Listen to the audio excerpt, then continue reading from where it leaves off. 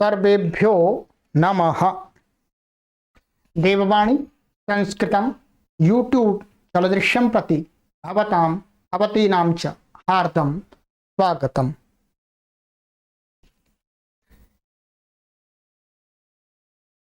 मित्रों,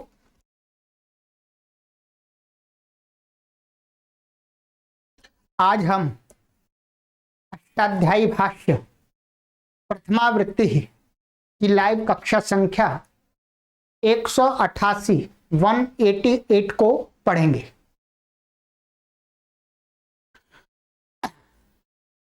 अभी तक मित्रों मैंने आपको 187 कक्षाएं पढ़ा दी हैं और जो भी पाठक इस कक्षा को पढ़ रहे हैं प्रथम बार, उनसे निवेदन है कि वो पीछे की कक्षाओं को भी क्रमानुसार पढ़ें, तो उनको और अच्छी प्रकार से ये कक्षा समझ में आएगी। चलिएगा मित्रों, अब हम आरंभ करते हैं। अभी तक हमने एक प्रथम अध्याय के द्वितीय पाद के 36वां सूत्र पढ़ लिया है। आज हमारा सूत्र है 37वां सूत्र। ये आप देख रहे होंगे, ये विस्तार से हमने इसका उदाहरण आदि पूरे आपकी सिद्धियां करा दी हैं। अब उस पर अधिक चर्चा नहीं करेंगे। अब 6वें अध्याय के दूसरे पाद में, प्रथम पाद में फिर पूरा स्वर आपके लिए आएगा, तब फिर आप विस्तार से पढ़िएगा। चलिए,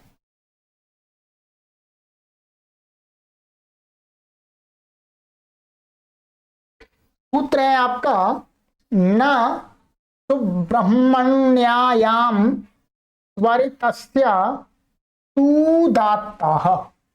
ठीक है, आइएगा, पदच्छेद कीजिएगा। न अव्ययपदम सुब्रह्मण्यायाम सप्तमी विभक्ति एक वचनांतम त्वरितस्य षष्ठी विभक्ति एक वचनांतम।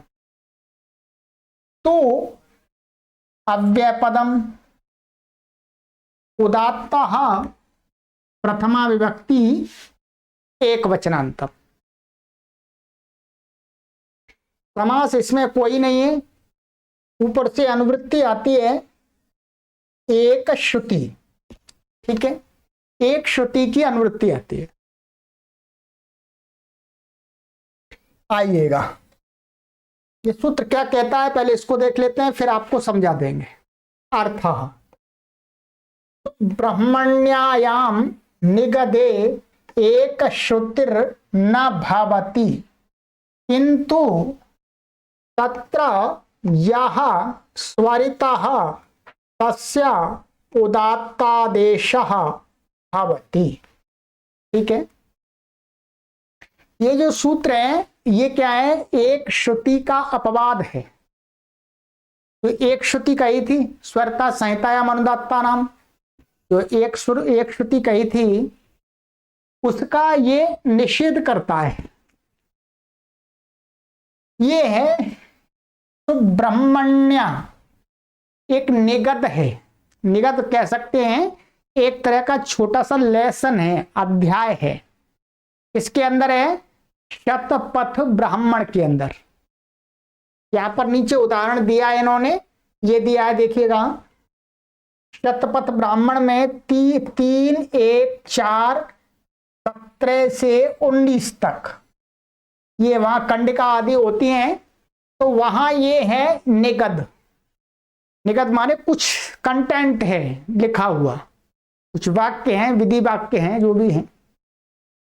उसके अंदर कहते हैं कि जो सुब्रह्मण्य नाम का निगद है उसके अंदर त्वरितात संहिताया अनुदात्ता नाम से त्वरित से उत्तर अनुदात्तों को एक श्रुति नहीं होती है। ठीक है, और क्या था, ऐसे ही है इसमें। ये क्या है, मुख्य रूप से यज्ञ कर्मण्य जपन्युख सामसु सूत्र पढ़ा दिया आपको।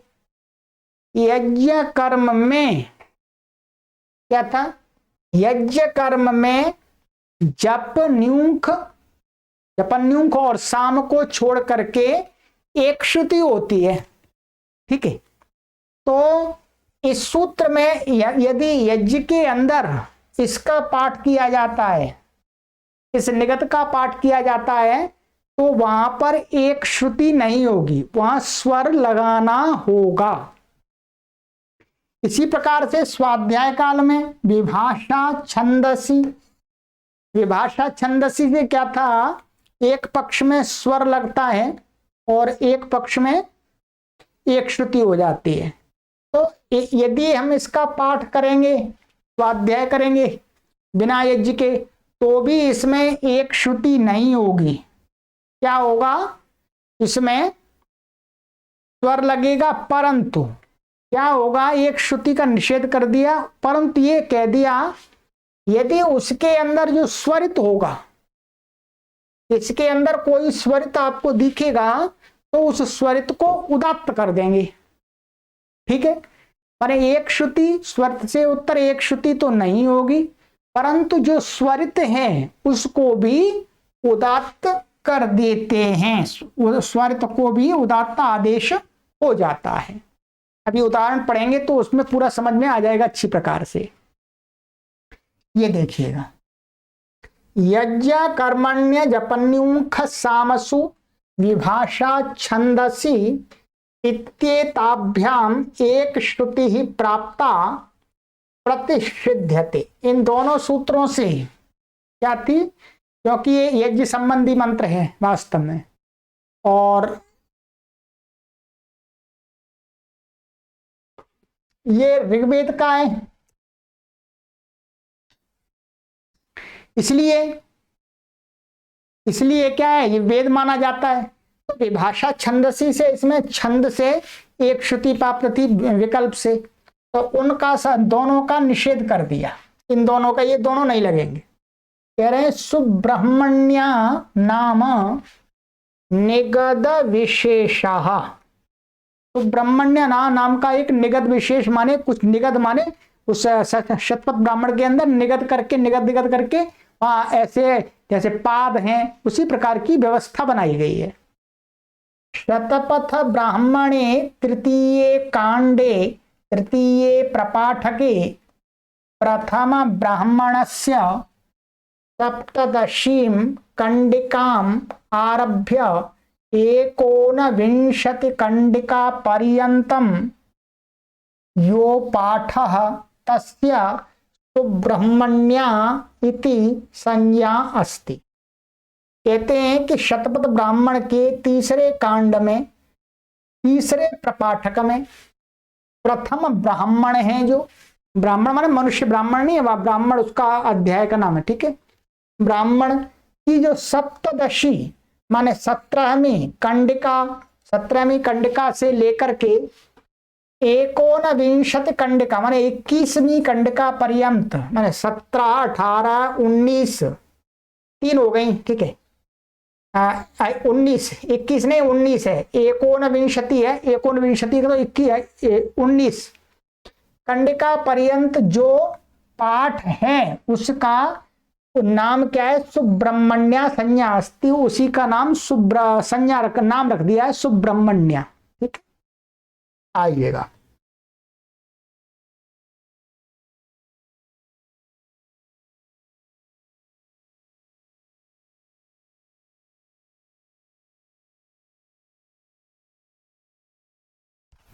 अब देखिएगा, अब हम इसमें उदाहरण देख लेते हैं। उदाहरण दिया है यहां पर, काफी समझ में आ गया होगा, सिद्धियों में आ जाएगा। उदाहरण है आपका सुब्रह्मण्योमिन्द्रागच्छ हरिव आगच्छ मेधातिथेरमेष वृषणश्वस्य मेने गौरावस्कन्दिन्नहल्यायै कौशिक ब्राह्मण गौतम ब्रुवाणश्वः सुत्यामागच्छ मघवन्। इतना ले लिया। ठीक है, अब इसमें देखेंगे कि ये सूत्र क्या काम करता है। ये सूत्र बस यही काम आता है, अन्यत्र नहीं आता है।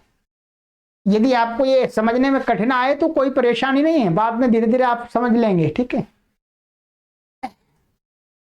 चलिएगा, जो हिंदी जो संस्कृत थी उसकी हिंदी मैंने समझा दी है, और ये सतपथ ब्राह्मण का सुब्रह्मण्य नाम का निगद विशेष है, ऊपर संस्कृत में पता दे दिया है।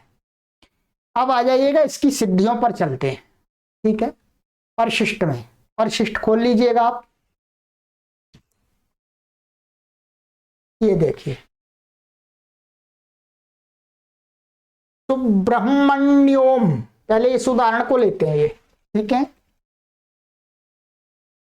मुख्य रूप से आपको क्या करना है, हमें यहां स्वर लगाना है, इसलिए हम जो बीच में सूत्र आएंगे इसकी सिद्धि को करने के लिए, उसलिए उस सूत्रों पर विस्तार से नहीं जाएंगे, ध्यान रखिएगा, क्योंकि वो सूत्र तो हम क्रम से पढ़ेंगे तभी पढ़ेंगे। अभी तो मुख्य रूप से हमें यहां शब्द में स्वर देखना है, ये सूत्र का प्रयोजन देखना है। अब यहां पर क्या है, सुब्रह्मण्योम बनाते हैं तो पहले हमें सुब्रह्मण्य बनाना है, ठीक है। सुब्रह्मणी, सुब्रह्मण्य और ओम ऐसा है तो मिला दिया है, संधि हो गई, दो शब्द है। तो यहां सुब्रह्मणी साधु, क्या है, सुब्रह्मणी साधु, तो सुब्रह्मण, और ये सप्तमी है, सप्तम्यंत से अग्नि आ गया। तो साधु अर्थ में क्या होता है, पूर्वत सब सूत्र लगाकर लग कर रहा ऐसा, मान स्वादित्पत्ति कर लीजिएगा सप्तमी का, सप्तम में अधिकरण चर लगा करके पूरी जो स्वादित्पत्ति बताई है वैसी।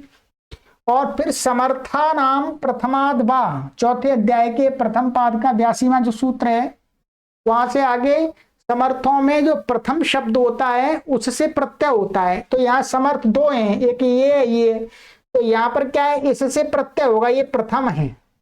तो यहाँ पर तत्र साधु हो, तत्र साधु से क्या है, ये चौथे अध्याय की चौथे पाद का 98वां सूत्र है, 98। ये कहता है कि सप्तम्यंत प्रातिपदिक से समर्थ से साधु अर्थ में, साधु माने कुशल अर्थ में, निपुण अर्थ में यत प्रत्यय होता है। क्या होता है, यत प्रत्यय, यत प्रत्यय हुआ, तो यत प्रत्यय हुआ लीजिएगा। तो अब ये सुब्रह्मण्य गी और प्रत्यय परस्य से परे हो जाएगा, यत आ गया। अब क्या है, ये यत प्रत्यय का है, तद्धित प्रत्यय है, तद्धिता सूत्र से तद्धित है। तद्धित होने से क्या, कृत तद्धित समासाश्च से इसकी पूरे की प्रातिपदिक संज्ञा हो गई। प्रातिपदिक संज्ञा होने के बाद सुपो धातु प्रातिपदिकयो हो, क्या है, प्रातिपदिक के अवयव सुप का लुक हो गया, और तकार की हलंत्यम से संज्ञा हो गई, तस्य लोपः अदर्शनम लोपः। अब यहां पर देखिएगा क्या बचा हमारा, तो ब्रह्मन यत, यत का य। अब यहां पर ये स्वर लगेगा, ये सुब्रह्मण क्या था, ये सुब्रह्मण एक समस्त पद है, ठीक है। इससे यत प्रत्यय आ गया, यत प्रत्यय आ गया, तो यहां प्रत्यय का हम स्वर देखेंगे, तो तित स्वरितम, तित स्वरितम माने जो तित प्रत्यय होते हैं, जिन प्रत्यय का तकार इत जाता है, वो प्रत्यय कैसे कहलाते हैं, स्वरित, तो स्वरित हो जाता है। तो ये क्या है, स्वरित है, ये यत का या का अस्वरित कर दिया, ये खड़ी रेखा खींच दी इन्होंने, ठीक है, ये स्वरित कर दिया। तित स्वरितम ये सूत्र है 6वें अध्याय के प्रथम पाद का 179वां, सरल है। ये कहता है जो तित प्रत्यय होते हैं वो स्वरित होते हैं, ठीक है, उदात्त नहीं होते हैं। आदि उदात्त जो उदात्त प्राप्त था उसका ये अपवाद है। फिर अनुदात्तम पदम एक वर्जम, ये क्या हुआ, ये बाकी के अनुदात्त हो गए, अनुदात्त हो गए, तो सु का उ अनुदात्त हो गया, ब्र का आ अनुदात्त हो गया, म का आ अनुदात्त हो गया, सारे अनुदात्त हो गए। तो ये शब्द ऐसा बन गया आपका, ये सुब्रह्मण्य ऐसा बन गया, ठीक है। अब ये आप देख रहे हैं स्वर लगाया, अनुदात्त अनुदात्त अनुदात्त, और ये स्वरित है। अब यहाँ इसकी क्या थी, प्रातिपदिक संज्ञा है इसकी, कृतद्धित समासाश्च से। प्रातिपदिक संज्ञा होने से क्या है, ज्ञाप प्रातिपदिकार्थ के अधिकार में स्त्रीलिंग शब्द है ये। सुब्रह्मण्य कैसा शब्द है, स्त्रीलिंग, स्त्रीलिंग शब्द होने से ये कृतद्धित समास लिखा हुआ, अजाद्य तष्टाप, कैसा है? अजाद्यतष्टाप। अजाद्यतष्टाप कहता है कि अजादि गण में पड़े हुए शब्द, अजादि एक गण है, और ह्रस्व अकारांत, आत्मा ने ह्रस्व अकारांत शब्दों से स्त्रीलिंग की विवक्षा होने पर, स्त्रीलिंग में यदि स्त्रीलिंग को कहना है तो क्या हो जाता है? टाप प्रत्यय हो जाता है। क्या हो जाता है? टाप प्रत्यय। तो ये टाप प्रत्यय परश्य से परे हो गया। टाप, टाप का क्या है? ट चला जाता है, इत संज्ञा, टकी इत संज्ञा, आ बचता है। अब इसका क्या स्वर होगा? अनुदात्त। सुपिता हुए पित है तो ये अनुदात्त हो गया। टा का आ कैसा हो गया? अनुदात्त। अब ये अनुदात्त हो गया ये। अब यहां पर संधि हो जाएगी सुब्रह्मण्य का आ और टाप का आ, अकाह सवर्ण दीर्घ। अकाह सवर्ण दीर्घ से क्या हो गया? दीर्घ हो गया। ध्यान दीजिएगा, यहां थोड़ा समझ लीजिएगा, मैं समझा देता हूं। ये इस ये स्वरित है यका, और ये है टाप का आ अनुदात्त। तो यहां पर अकाह सवर्ण दीर्घ से दीर्घ हुआ, तो अनुदात्त और स्वरित को मिलकर के एक दीर्घ आया नया। अब उसका क्या स्वर हो? उसका क्या स्वर हो? अष्टाध्यायी के अंदर कोई ऐसा सूत्र नहीं है कि अनुदात्त और स्वरित का आदेश को बताने वाला कि अनुदात्त और स्वरित का आदेश हो तो क्या हो। तो यहां पर क्या है? स्थानांतरतम, माने आंतर्य से, माने सदृशता से क्या है? जो स्वरित होता है, स्वरित के अंदर अनुदात्त भी होता है, उदात्त भी होता है, और अनुदात्त के अंदर अनुदात्त नहीं होता, स्वरित नहीं, उदात्त नहीं होता है, स्वरित नहीं होता है। इसलिए स्वरित और अनुदात्त का जो एकादेश होता है संधि से, वो स्वरित ही होता है। क्या ऐसा होता है जिसके अंदर दोनों के गुण हों। तो वही लिखा है यहां, स्वरित और अनुदात्त के स्थान में हुआ एकादेश आंतर्य। आंतर्य का अर्थ है सादृश्य से, समानता से। क्या है? स्वरित ही हुआ, क्योंकि स्वरित के अंदर अनुदात्त भी होता है और स्वरित भी होता है। अब यहां हो गया सुब्रह्मण्य, ऐसा बन गया, ये अंत स्वरित बन गया। अब यहां अट कुप्वांग नु व्यवायवेपी, ये सूत्र है, संज्ञा है, आपको अणत्व करने वाला, बहुत बार आपको संस्कृत शिक्षण की कक्षाएं पढ़ाया है। क्या है? यहां पर इस सूत्र से न, जो सुब्रह्मण्य न का जो न था उसको अण हो गया, अणत्व हो गया, तो सुब्रह्मण्य हो गया ये। ठीक है, ये सुब्रह्मण्य इस प्रकार से बन गया। अब देखिएगा, ये है स्वरित। अब एक यहां पर शब्द है ओम। क्या शब्द है? ओम। ओम शब्द क्या है? निपात है। इसका स्वर तो पूरा लगा दिया, अभी इसमें काम करना है, अभी जो हम सूत्र पढ़ रहे हैं वही घटाना है। अब यहां ओम निपात है। निपात कैसे है? ये चादिगण में पड़ा हुआ है। इसमें मैं दिखा देता हूं आपको, चलिए।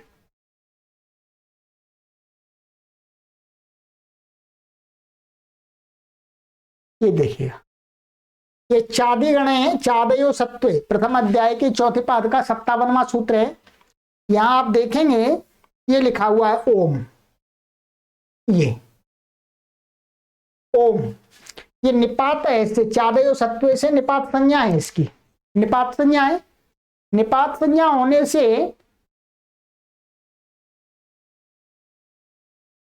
ये निपात संज्ञा हो गई, तो निपात का माने ओम, ये निपात है।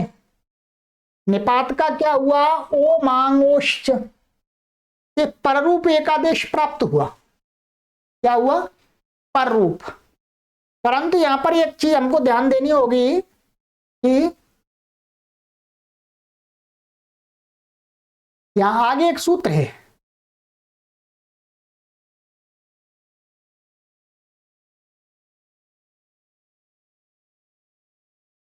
ये सूत्र ये देख लीजिएगा पहले। ओम का स्वर, ओम का स्वर इससे लगता है। निपात है, तो निपात क्या होते हैं? ये फिट सूत्र है, फिट सूत्र। आपको मैंने पहले भी पढ़ाते समय पुस्तक दिखाई है, ये फिट सूत्र है। ये पतला सा, ये स्वर संबंधी जो कुछ अपूर्णता है अष्टाध्यायी के अंदर उसको पूर्ण करता है ये। तो फिट सूत्र 80 में ये कहता है निपात कैसे होते हैं, आदि उदात्त होते हैं।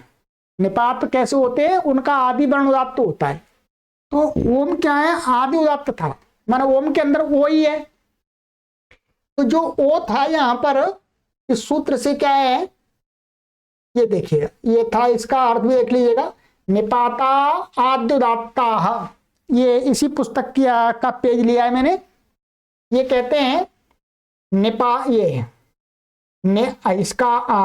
ये निपाता आद्य उदात्ता भवंती।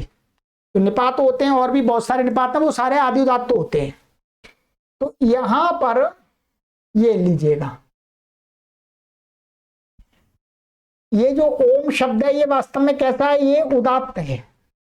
अब यहां पर ओम और इसका आ का हमें संधि करनी है। संधि वाला सूत्र है ओमांगुश्च। ठीक है, ओमांगुश्च क्या करता है, ओम और आंग। चलिएगा इसका मैं आपको अर्थ ही दिखा देता हूं, ये देखिएगा, ये है आपकी पुस्तक, देखिए ये कहता है ओमांगुश्च ओमी आंगी च परतः अवर्णात् पूर्व परयोः स्थाने पर रूपम एकादेशो भवति संहितायाम विषये। ये कहता है ओम शब्द है और आंग माने आंग उपसर्ग है, उसके परे रहते उससे पूर्व जो ह्रस्व वो अवर्ण है, ह्रस्व या दीर्घ, वो उन दोनों के स्थान में क्या हो जाता है, पर रूप माने पर जैसा हो जाता है। आंग के आ जैसा हो जाता है और ओम के ओ जैसा हो जाता है। ठीक है, तो ये एक, अब इसने क्या कर दिया, पर रूप कर दिया। आइएगा देख लेते हैं, पर रूप कर दिया। तो सुब्रह्मण्य था और ओम था, तो मिलकर के आ और ओ को ओ हो गया। ठीक है, ओ हो गया। अब यहां पर भी क्या था, सुब्रह्मण्य का जो या का जो या था ये स्वरित था, और ओम का जो ओ था वो कैसा था, उदात्त था। दोनों को मिलकर के ओ हो गया। तो कहते हैं तो आंतर्य से माने वही, सदृशता से, स्थान सादृश्य से, स्थान तो नहीं मतलब यहां पर, हाँ स्वर के सादृश्य से, आंतर्य से स्वरित और उदात्त का, क्या स्वरित और उदात्त का जो एकादेश है वो स्वरित ही हुआ। क्या हुआ, स्वरित ही हो गया। अरे आ या का आ और वो जो एकादेश हुआ स्वरित हो गया। क्यों, क्योंकि उदात्त के अंदर तो अनुदात्त नहीं है, क्योंकि स्वरित के अंदर दो वर्ण होते हैं, अनुदात्त और उदात्त, परंतु उदात्त के अंदर तो उदात्त ही होता है। तो ये उदात्त और स्वरित का जो एकादेश है वो स्वरित ही हुआ, क्योंकि स्वरित के अंदर उदात्त भी है अनुदात्त भी है। तो एकादेश स्वरित ही हुआ अपने आप। अब देखिएगा, अब यहां पर अब ये सुब्रह्मण्योम ऐसा बन गया, स्वरित हो गया। अब यहां इसने कहा न सुब्रह्मण्यायाम स्वरितस्य तु उदात्त, यहां पर एक श्रुति प्राप्त नहीं है। ठीक है, तो एक श्रुति प्राप्त नहीं है तो कोई बात नहीं है। तो यहां पर क्या कर दिया इसने कर दिया,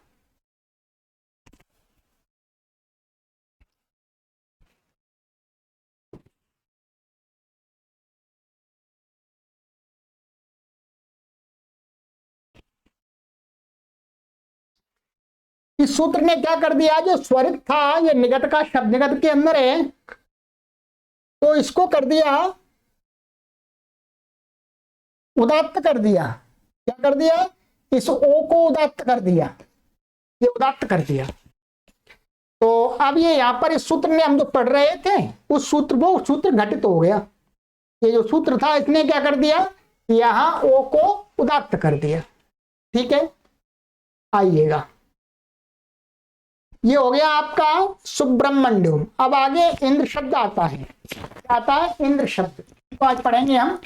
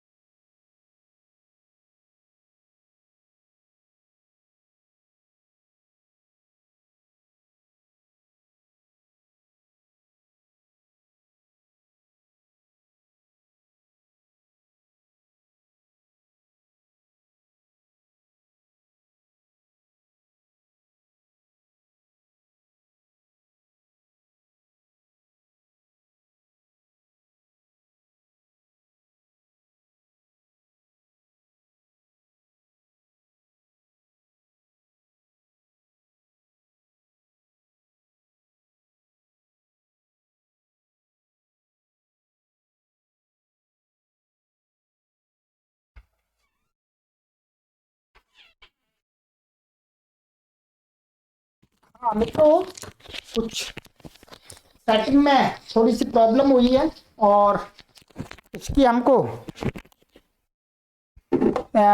थोड़ा सा आपको डिस्टर्ब होगा।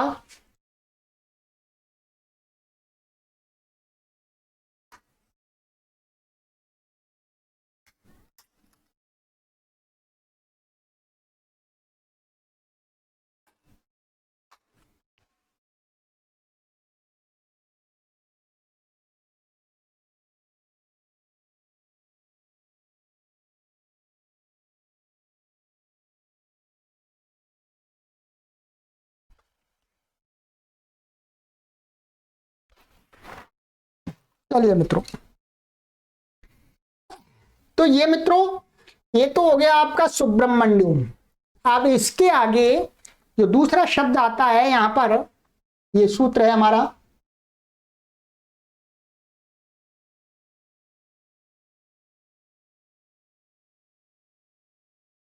सुब्रमण्यम इंद्रागच्छ। इसको अच्छी प्रकार से समझ लिया आपने, कोई परेशानी नहीं है और यहां स्पष्ट लिखा हुआ है, ठीक है। बस यहां पर एक श्रुति की प्राप्ति नहीं थी तो जो स्वरित है उसको भी उदात्त कर दिया। इसका मतलब है इसके अंदर आपको कोई भी निगत के अंदर स्वरित का श्रवण नहीं होगा। अब दूसरा शब्द है इंद्र, ये संबोधन का है, ठीक है। इंद्र यह संबोधन है। संबोधन का होने से क्या है, सामंत्रितम, ये दूसरे अध्याय के तीसरे पाद का 48वां सूत्र है। क्या है, 48वां सूत्र है ये।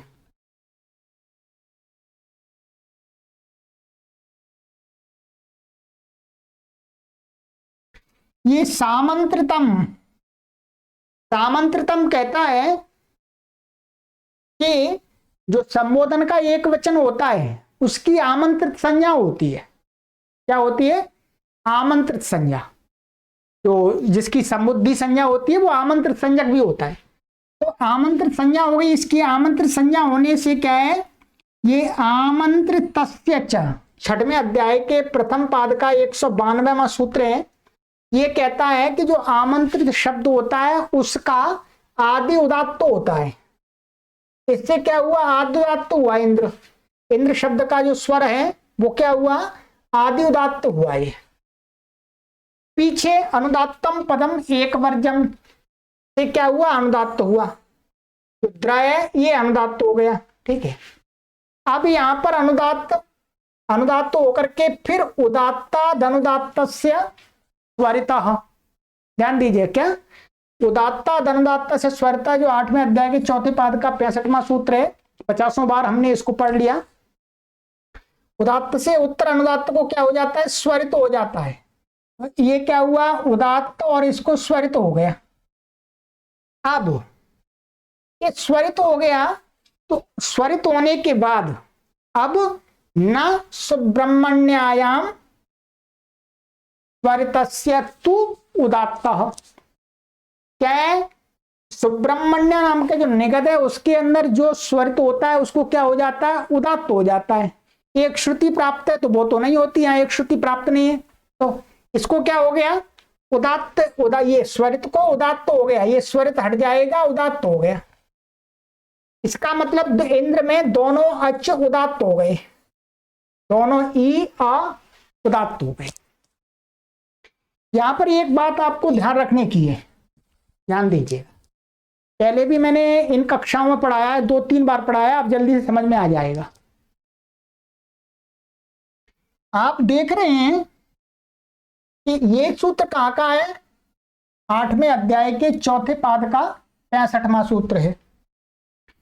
और ये सूत्र कहां का है, ये प्रथम अध्याय के द्वितीय पाद का है। कितने पाद, द्वितीय पाद का। अब यहां पर आप देखेंगे जब ये सूत्र उदात्त ये स्वरित करता है, इस स्वरित किया 8वें अध्याय के चौथे पाद के ने, और फिर हम स्वरित के बाद में उस स्वरित को इससे उदात्त करने लगे। तो ये नियम था अष्टाध्यायी में कि सवा 7 अध्याय की दृष्टि में 8 अध्याय के जो 3 पाद हैं उनके सूत्र असिद्ध हैं, ये क्या है, सभासात अध्याय की सूत्र में आता है, सपाद सप्त अध्याय में। और ये आता है त्रिपादी का है, ये 8वें अध्याय के त्रिपादी का है। तो इसने जो स्वरित किया है, जब इस स्वरित को, इससे किए हुए स्वरित को मानिएगा, ये है आपका, ये था उदात्त, ये तो कोई परेशानी नहीं। इसको ये अनुदात्त कर दिया था, अनुदात्त को इसने स्वरित कर दिया, ठीक है।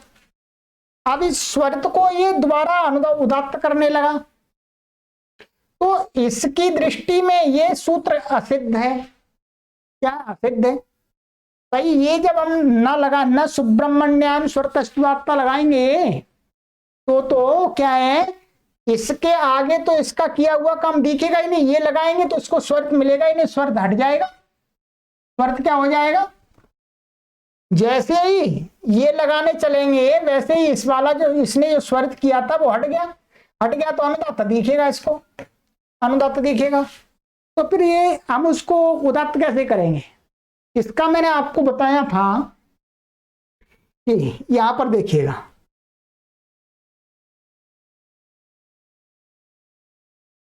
ये जो अष्टाध्यायी के यहाँ के जो ये सूत्र हैं स्वर वाले, ये स्वर वाले कुछ सूत्र हैं, इन सभी सूत्रों को यहां से उठा करके हम कहां पर देखते हैं, इस सूत्र के नीचे देखते हैं।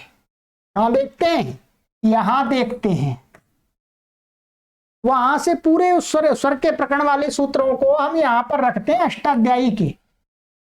अब वो जो न सुब्रह्मण्यम स्वरतस्य तुदात्ता सूत्र कहां पर आ गया? यहां आ गया, ये चला गया ऊपर, ठीक है। इसलिए अब ये बलवान है, वो दुर्बल हो जाएगा क्योंकि इसके आगे उसको रख दिया।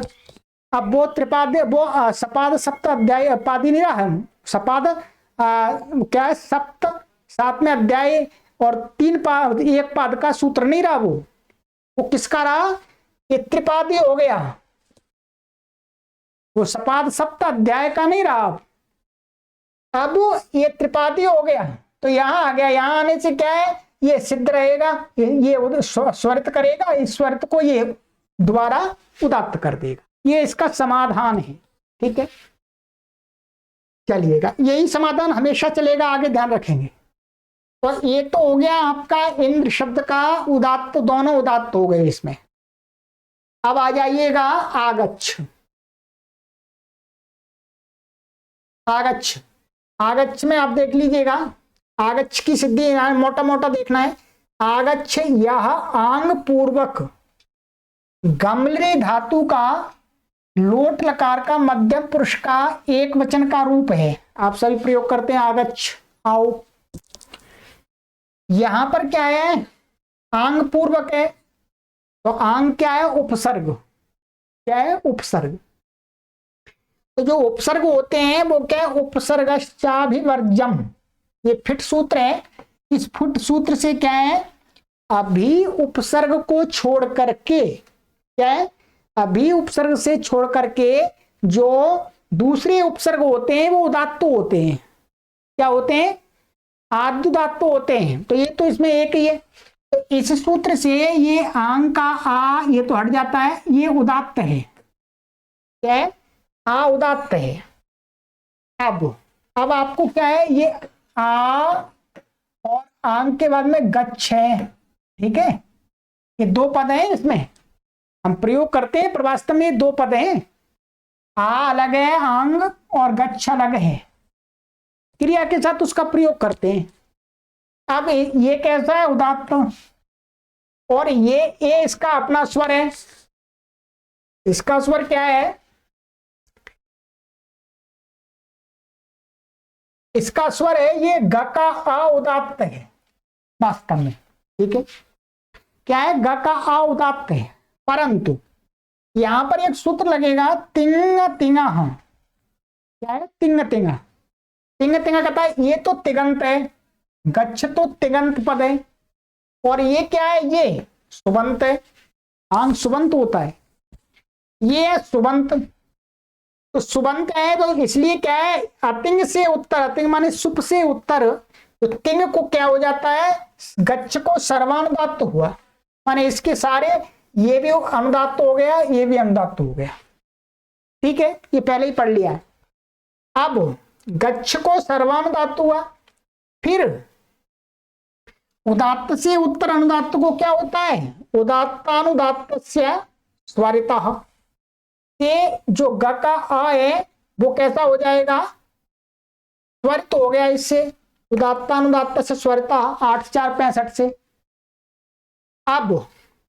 अब उस स्वरित को न सुब्रह्मण्यायाम स्वरितस्य तु उदात्तः, ये क्या है, वो इस स्वरित को, ये स्वरित हो गया था, ये स्वरित हो गया था, ये हटके गच्छ का ग का, इसको क्या कर दिया, उदात्त कर दिया। क्या कर दिया, उदात्त कर दिया। ये देखिएगा क्या कर दिया, ये आ और गच्छ, ठीक है, ये स्वर, इसको उदात्त हो गया, ये उदात्त पहले से ही है। अब क्या है, ये अनुदात्त है, ये क्या है, अनुदात्त। अब अनुदात्त है, अब इस अनुदात्त को ध्यान रखिएगा, अब इस अनुदात्त को उदात्त से उत्तर इस सूत्र से स्वरित नहीं कर सकते। क्या नहीं कर सकते, स्वरित। जैसे इस उदात्त से उत्तर, इसको हमने स्वरित कर दिया था, स्वरित किया था इस सूत्र से।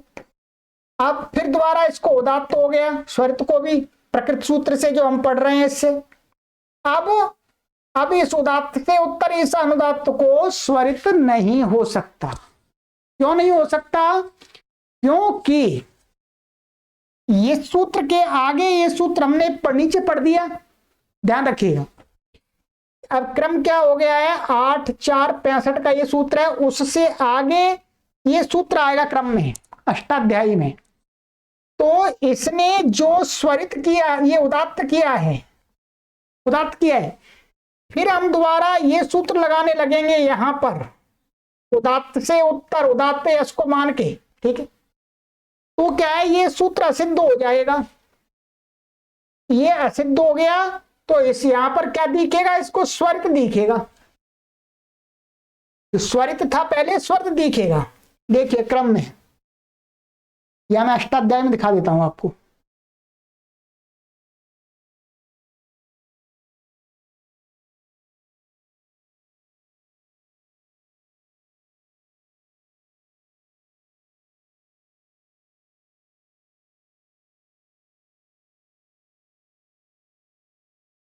ये देखिए,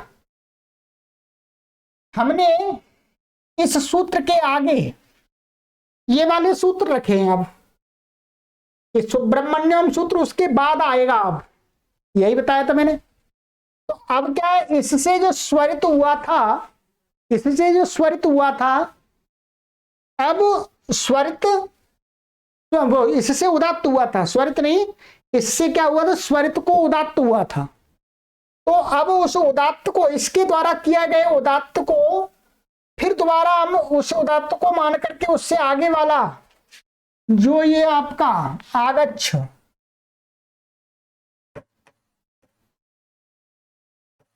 ये उदात्त है और ये उदात्त है, ये अनुदात्त है।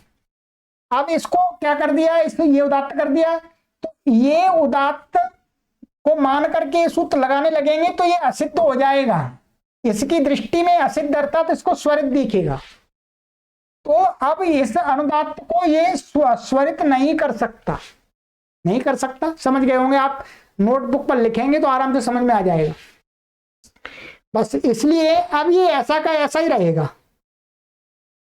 आगच्छ, आगच्छ का अपना जो छ का आ है ये उदात्त अनुदात्त ही रहेगा और ये दोनों उदात्त हो गए, सूत्र घट गया। ठीक है, चलिएगा। तो आज की कक्षा में इतना ही रखता हूं, आगे की कक्षा में ये बाकी की सिद्धियां हैं इनको पूर्ण करा दूंगा मैं। तो ये सूत्र उतना विशेष भी नहीं है, परंतु हम संपूर्ण शास्त्र को पढ़ रहे हैं तो जरूरी होता है कि हम इसको भी समझ लें। ठीक है, चलिएगा, आगे की कक्षा में मिलते हैं और आप निरंतर सभी वीडियो को पढ़िएगा। यदि आप इस वीडियो को फेसबुक पर देख रहे हैं तो आप यूट्यूब पर जाइएगा, वहां क्रम से वीडियो को पढ़िएगा।